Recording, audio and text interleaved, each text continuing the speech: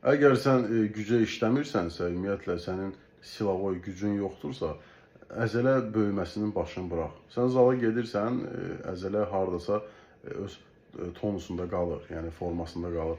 Amma həmin o müddətdə, sən getdiyin müddətdə 1 il, 6 ay və yaxud 2 il, o ərzində əzələn daha da böyük ola bilər. Əksəriyyəti deyir, misal üçün, indi kürəyim enli olsun. İndi kişilərdə ən çox nədir? İndi hamımız eşitmişik də, kişi gərək enli, çiyinli olsun və s. Onun üçün sən nə etməlisən dostum? Birinci gücə işləməlisən. Ondan sonra sən həqiqətən də uca əzələni formalaşdırmağa başlamalısan. Bu əksəriyyəti yenə deyirəm, 5 aydır elə 10 kilonu işləyir. 6-cı ayda elə 10 kilonu. Çəki qalxmır. Qalxıb 2 kilo, 8 nə işləyirdi, indi 10 ilə işləyir. Vəssalam.